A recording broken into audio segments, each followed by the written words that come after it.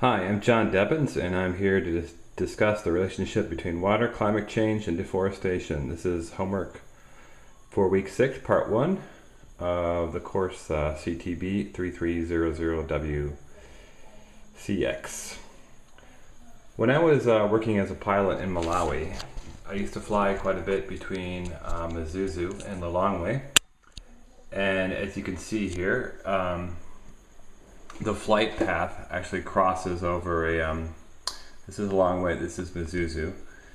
And when I'd be flying over this area, there'd be very little cloud cover, but also there was very little vegetation. As I headed a little bit further north, the cloud cover and the cumulonimbus clouds would be quite considerable, but there'd be a lot of buildup in this area over the forest.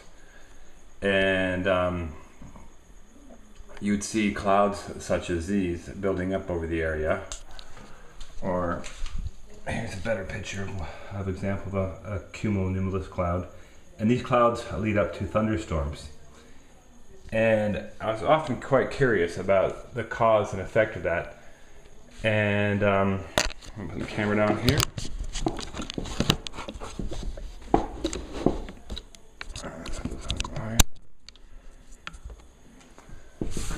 Okay, so since the end of the last ice age, approximately 2 billion hectares of the Earth's land has been deforested. It was 6 billion and now it's 4 billion hectares, or about 30%, 33% of the total original forest. And transpiration currently accounts for about 10% of the water vapor in the atmosphere. And if it currently accounts for 10%, you can imagine the past it may have accounted for a bit more.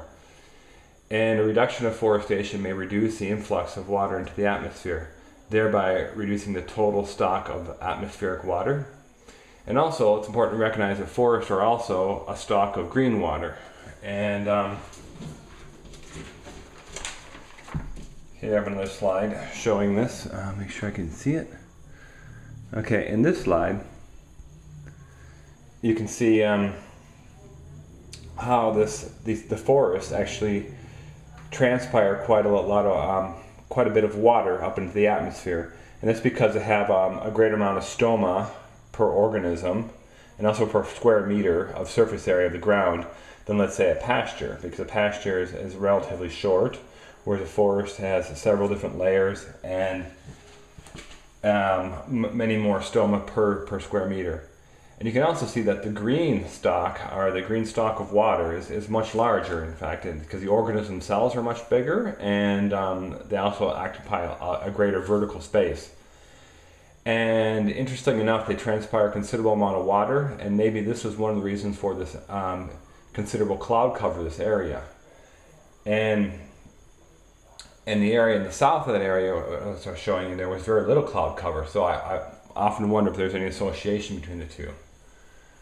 And well, what kind of consequences this could have? Well, the consequences it could have. This is something I thought about a little bit. And if you're familiar with the atmosphere, make sure you can see that properly. Move it back a little bit. Sorry about the video quality. Basically, in the figure 1, if there's fewer forests, there's less transpiration of water into the atmosphere. So therefore, there's less water in the atmosphere. And since water occupies about 1,700 times more volume in its gaseous state, in its vapor state, than it does in a liquid state, you can imagine that even a little bit of water into the atmosphere will considerably have an increase in volume.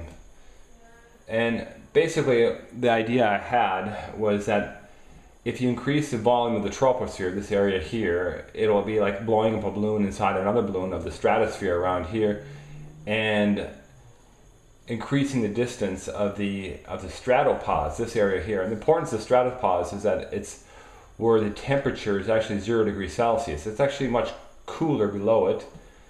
And as you go up higher, it cools, and then it starts to go back up towards 0, where the stratopods, it becomes 0, and then it goes back to being cold again. So the theory is perhaps if you get more water in the atmosphere actually becomes larger, and therefore providing more.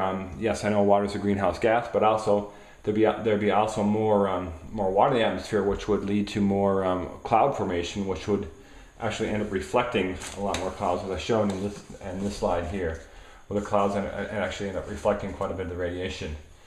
And lastly, as you can see, it wouldn't take a lot of water from the currently available stocks in the world. This slide here shows you some of the stocks. I took this off to Hubert Savenge's slides from week 1, and the world oceans have 97% of the water. The polar ice has 2.14% of the world's water. The atmospheric water only accounts for 1/1000th of the total water in the global system, and the water in the organism is barely recognized. It's barely registered. But you can imagine if the water in the organism increases twofold, the actual water stock from the other one, the depletion of the other stocks would be quite minimal. But the impact, since water having water vapor having a volume of 1,700 times more than the volume of liquid water, would be quite significant of an impact on the atmosphere. And lastly, the last thing, this last slide, I